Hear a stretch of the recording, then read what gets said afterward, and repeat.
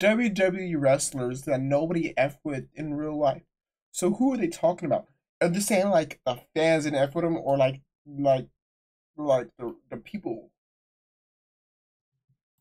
Let's WWE check it wrestlers out. that nobody effed with. The Let's Road check it Warriors. out. Now you really have to be a tough SOB in the WWE if Haku is afraid of you. Hawk and Animal were one of the most Haku popular was? acts for the short period they were in WWE. Was it While like they aren't Roman extreme Reigns? examples that display their That's bad, toughness in right? real life, the former WWE Tag Team Champions were known as men who weren't afraid to speak their minds and stand up to Vince McMahon.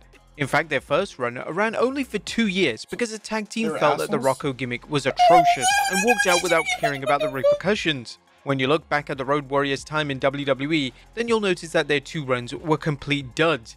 The second run saw the duo quit because of the disgusting angle that played off Hawk's issues with substance abuse. The controversial Was he angle drunk even up saw there? Hawk fall off the Titantron because of his alcoholism. Fed up with the BS they had to deal, Hawk and Animal left without any regrets. But sadly, Hawk passed away in 2003 and Animal in 2020, but the stories recounting these men have painted them as respectful colleagues who had no problem decking the boss in the face if they needed to. Haku. That's crazy. Haku isn't a particular Haku. name you'd hear from fans. Though the former tag team champion has competed in WWE, WCW, and New Japan Pro Wrestling, he didn't necessarily stand out in the eyes of audiences.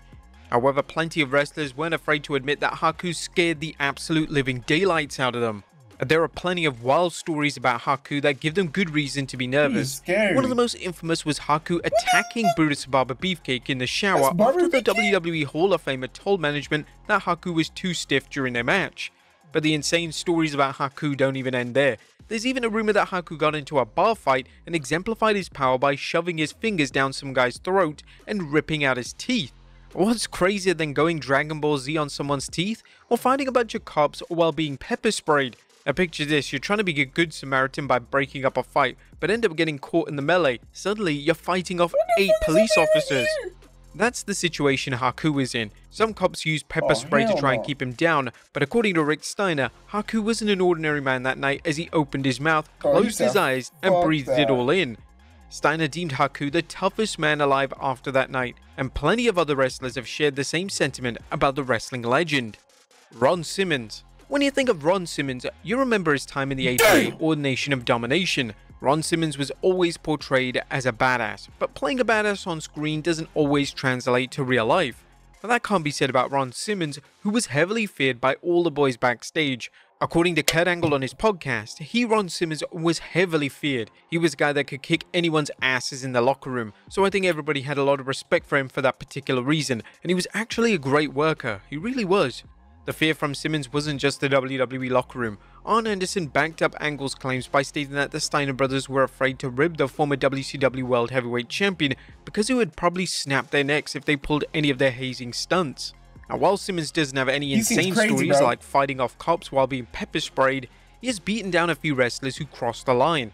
One of the most Oh, notable I'll was be the mad as hell. infamous Public Enemy match on Sunday Night Heat. Damn, you got Rumors a say that crazy fan APA base. worked the shoot match because the team was not showing enough respect backstage. JBL himself confirmed that the match turned into a shoot because they walked in assuming that it was a fight.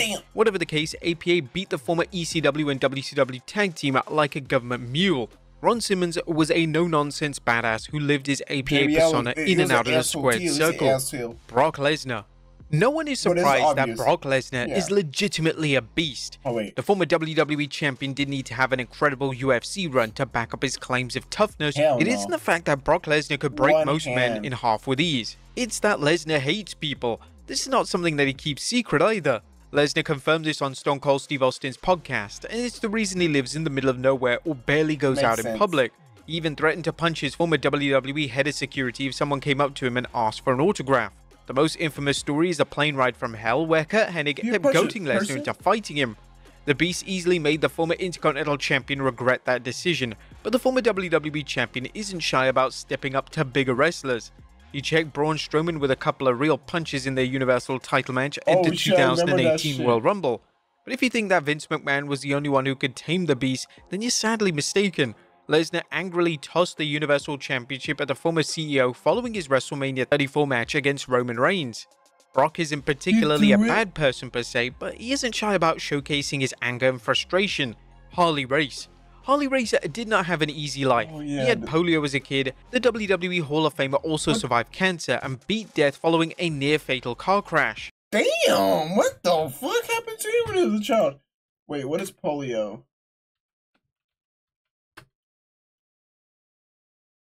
What the hell's going on here?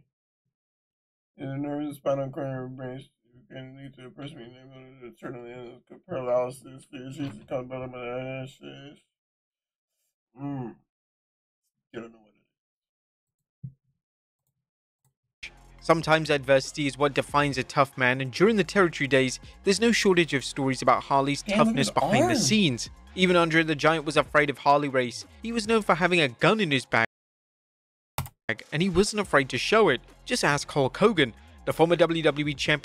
So he literally scoop slammed, boom, Andre the Giant, but it didn't make like how. Recall the time Harley threatened to shoot him on the Joe Rogan podcast. We pumped the signal into Kansas City for 8 weeks. Harley Race had been there for like 18 years. He was the NWA champion. I'm the champion of the world, and he's a very proud and mean son of a bitch. And all of a sudden, here comes this blonde-haired idiot from New York, and when I'm the WWF champion, the WWE champion, I'm coming to the Kemper Arena. We pumped the segment, so I fly into town, I show up about 2 in the afternoon. My guys called me and said Harley Race came down there with a gun. He tried to light the ring on fire. They told me Harley said when I show up, he's gonna kill you. I had to go to the bathroom and my stomach was killing me. So I'm sitting on the toilet going to the bathroom. Davey Boy Smith, the British Bulldog, said, "Oh my god, the effing king is here. He's gonna kill you, Hogan." I pull up my wrestling yellow tights up. I don't even wipe my ass as fast as I could because I don't want to get caught up with my pants down and I don't have a fighting chance. I blow out of the bathroom. I turn around the corner and he puts the gun right in my face. He said, "I should kill you here for coming in and doing this." This is Harley Race talking to me. And then he puts the gun down and he goes, "I really need a job." I went, "Holy shit." I shook his hand, brother. I was a huge fan. Loved the guy to death anyway. Whilst that was Hogan's opinion of him, I don't think Lawman Don Slater felt the same way. The West Texas promoter tried a Montreal screwjob on the WWE Hall of Famer during a Russian chain match, but Harley figured out the shady booker's plan ahead of time and wrapped the chains around Slatton and dragged him around the ring to prevent it. Harley didn't just scrap with the big boys backstage, he had no problems fighting the fans either. The territory days were a dangerous time for many of these professional wrestlers, and many had to defend themselves once the show was over. There was an incident where Harley was forced to fight a bunch of bikers.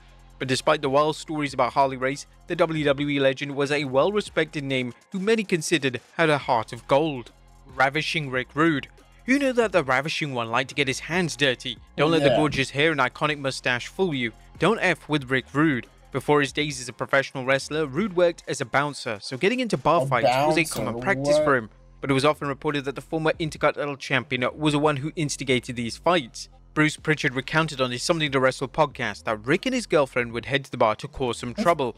Rude liked watching other men hit on his girl, but only for the simple reason of starting a fight with these punks. The WWE Hall of Famer isn't just known for his antics at the bar, as he had no problems putting fellow wrestlers in their place. Take the Ultimate Warrior. There were 2 different stories on the fight between Warrior and Rude backstage. One was that the Warrior had no respect for Rude and he felt like he didn't deserve to be in the IC title picture. Rude confronted him and put the Warrior on his ass. The other is the well-known version, which is Rude. IC title, Rick Rude probably established him big right here, bro. And then just kind of died down. Dolph Ziggler kind of revived it, kind of died down.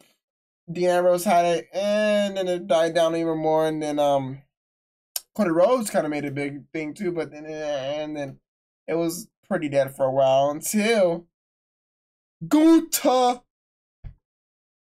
confronted Warrior about being too stiff in the ring. Warrior dismissed his grievances, so Rude knocked him out for good measure. Whatever the case may be, the Ravishing One could knock you out with style and steal your girl. Steve Blackman. That's crazy. Steve Blackman was a legitimate fighter with a martial arts background, so the Lethal Weapon moniker wasn't just some gimmick, as Steve Blackman could break you in half with ease. That situation almost came to fruition during the Brawl for All tournament. According to Bob Holly, Blackman was the reason rules were enforced for the infamous shoot fighting tournament. Holly recalled the rigorous training Blackman did to prepare for the tournament. However, it wasn't the training that made Holly nervous about the former hardcore champion. It was a meeting where management explained that anything goes. Blackman apparently asked, "So that means that if you want to take somebody's knee out with a kick, I can do that, right?" Management was actually nervous that Steve would kill somebody, but Blackman's reputation comes from kicking some serious ass backstage. Damn. Just ask the Big That's Show, who was crazy. taken down by the former black belt with ease. However, his brutal beatdown of JBL put fear in many of his WWE colleagues. JBL had been known to be a backstage bully. Unfortunately for the former WWE champion, he messed with the wrong guy. The fight happened during the night Owen Hart passed away, as according to Road Dogg, Val Venus and Bob Holly, it wasn't much of a fight since Blackman had JBL lying on the floor dead to rights. The only reason JBL didn't go to the hospital is due to Blackman's foot getting caught in the straps of a bag. Holly recalled a former hardcore champion telling him if it weren't for that bag, Jon would be in intensive care right now.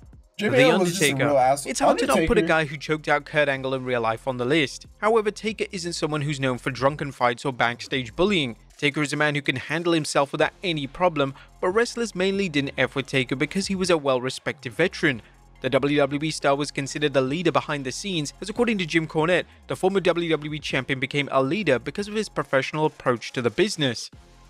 Taker was looked at as a no-nonsense fucking guy. Don't fuck around, be professional. You know, and he had the anti-clique, his group of, you know, guys like with the Godwins and Fatu of the Samoan contingent, Fuji Yoko. Those guys that ever gonna fuck with anybody or conspire behind people's back. And that's where Undertaker got the reputation of being a locker room leader, but just being a guy that was one of the boys as opposed to the rapidly developing egos of the other little group. What the fuck does that mean? Taker forced Vince McMahon to face Bret Hart after the Montreal Screwjob. He also confronted Shawn Michaels about his refusal to drop the belt to Stone Cold Steve Austin at WrestleMania 14. Taker made decisions that were best for business, and it'll be hard to find any name who didn't have respect for the WWE Hall of Famer. Andre the Giant. Andre the Giant is an interesting case. Many have deemed the former WWE champion as a gentle giant. Whether it was Hulk Hogan, Ted DiBiase or Bret Hart, the wrestling icon had respect of his peers, but if Andre didn't like you, then he wasn't afraid to let you know it. Andre the Giant was more like the Undertaker. He loved the business, and sure he had his demons, but no one could ever say that Andre the Giant never had a passion for professional wrestling. If Andre liked you, he would treat you with respect. If he didn't, well guys, you should be happy you didn't pull a New Jack. But Andre roughing up guys he didn't like had some consequences. Kamala Harris pulled a gun on the big man after their match. However, Andre gained a newfound respect for the veteran. That was often the case with most guys that he didn't like in the beginning. Andre the Giant was never a bully or a stirrer, he was just a man who looked down on wrestlers who didn't share his passion and love for the business. And New Jack. There's only one way to describe New Jack. Insane. New Jack didn't have an easy life growing up. He witnessed his father stab his mother, he robbed stores, and he spent some time in prison for aggravated robbery. New Jack was a gangster, and he brought that persona to professional wrestling for better or worse. New Jack was a popular act in ECW, however the guy was never good inside the ring unless a weapon was in his hand. His gimmick is what got him over, but New Jack being himself was a danger to everyone around him. He even tried to end a man's life as a former ECW star threw wrestler Vic Grimes off a 40-foot scaffold. Now to be fair, this incident is due to Grimes and New Jack falling off a 20-foot rig onto concrete, and New Jack suffered some severe brain damage and became blind in one eye. The rematch a year later was pure revenge for New Jack, who had admitted this several times in numerous interviews. However, the worst incident was a former ECW star stabbing Hunter Red 9 times. Why isn't exactly clear, as he stated he went into the match without much of a plan. Hunter Red punched New Jack several times and his response was to pull out a knife and stab him. The only reason Hunter Red didn't press any charges is because New Jack promised to turn the incident into a storyline, but the two wrestlers never saw each other again after the charges were dropped. New Jack's reputation preceded him into the WWE. He had a tryout, but politics prevented the ECW icon from getting a chance to ever perform in front of a WWE audience. Either way, it's probably for the best, as New Jack was a different level of danger that the company wouldn't be able to control. But there you have it folks, WWE wrestlers that nobody F with. Be sure to leave your comments down below.